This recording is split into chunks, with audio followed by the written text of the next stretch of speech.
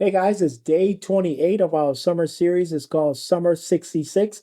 We're taking the 66 books of the Bible, one book per day, and we're going to try to keep our devotional under 4 minutes. You see, we've been editing ourselves as we've gone along. So today we'll talk about Hosea, and we're going to talk about love that won't let go.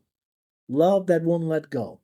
Have you ever loved someone who kept breaking your heart? You loved them and it didn't feel that the love was reciprocal. It felt more utilitarian. They only called you when they needed you. They only checked on you when it was in their interest.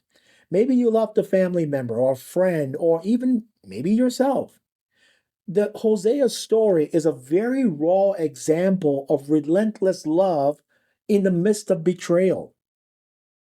Hosea's own marriage to Gomer, a woman who repeatedly turned away from him, becomes a living metaphor of God's covenant love for Israel, who repeatedly turn away from God to idols, right? So it's like loving someone or something where that love is not reciprocal, right? Okay, a couple of key verses in Hosea 11:1. It says, when Israel was a child, I loved him.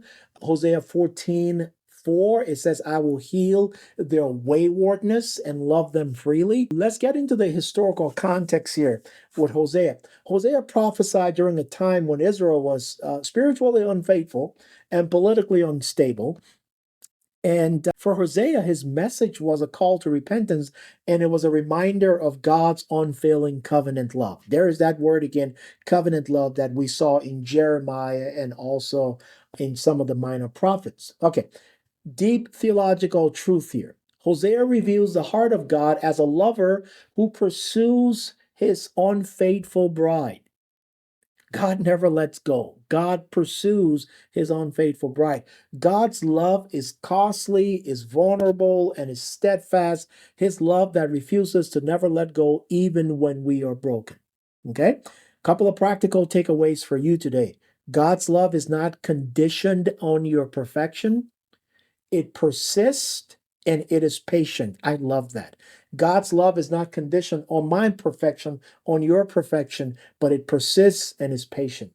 True repentance, though, involves turning back to relationship, not just to rituals. That's an important distinction, my friend.